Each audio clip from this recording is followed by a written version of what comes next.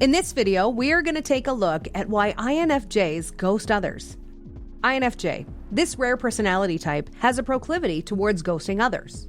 One moment you might feel that INFJs will be there by your side as one of the most loyal people ever. But in the very next, you might feel totally embarrassed about the fact that the INFJ has ghosted you. One mistake and bam, you are out of their lives. You can't talk to them. You have no way of reaching them. And neither do you have any assurance that you will ever see them. But it's not really that simple.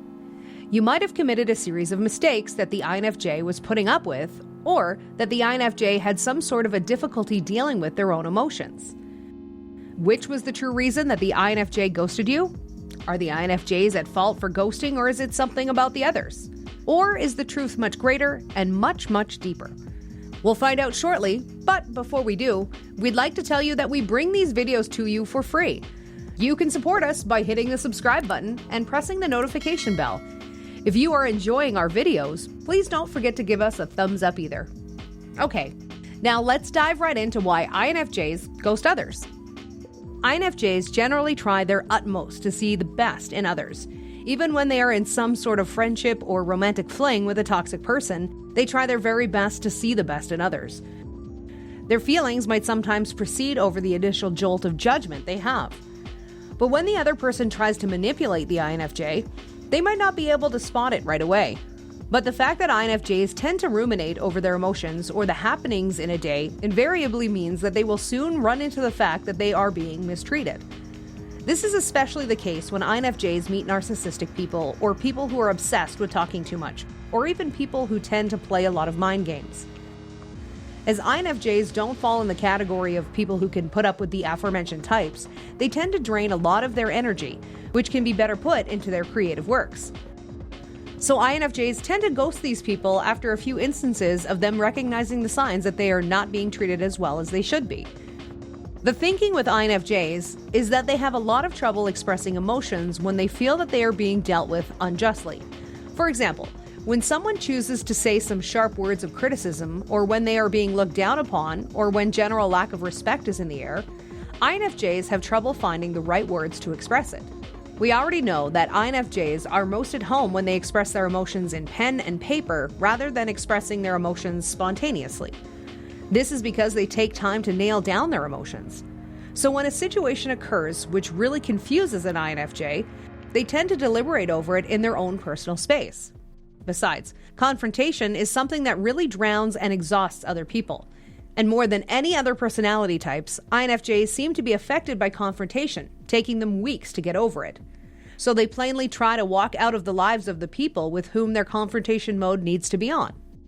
One of the most beautiful things about an INFJ is they might be totally absorbed in a particular task for a week or even months. For instance, if there's a book to write or a scientific report to produce, the INFJ might go into what is known as the hermit world and use every trickle of their creative energy into that task. If such a phase comes about in the lives of an INFJ, you will probably lose means of communicating with them. They might not want even the smallest morsels of their creative juices channeled into the outside world, as the INFJs feel that might act as a hindrance to their craft. So, they stay in their shells and come out of it only when the task is totally over. This might give others the impression that they are ghosting you personally, but it is the world around them that they have ghosted. And often beautiful books, great research works, or the most music or paintings come out of it. As INFJs tend to be perfectionists, they want to put their heart and soul into a relationship. This is one of the reasons why they are often considered to be the most loyal of partners, whether it be during a friendship or even during a romantic relationship, as they give unparalleled attention or nurturing you need in a relationship. This often leaves them without a lot of time to argue over things that they might perceive to be unimportant. But sometimes when all of these things, which are initially perceived to be unimportant, add up and cause the INFJ to simply ghost you. But they simply might be taking a break from talking to you and not slamming the door on you completely. Say when they have attended a few days of events where they have had to regularly interact with other people. That might cause them to go into their own shell and recharge their batteries in some ways. Regeneration takes a bit of time for them, and don't confuse this with them not liking you. As we talked about previously, there are various ways in which a sense of resentment is seeping upon us. Most of the time, when we are unable to express our feelings truly while we are in the midst of others, this creates resentment.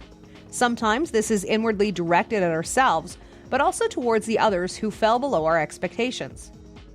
This causes INFJs to be bothered, but they're masters at keeping these emotions out of the sight of others.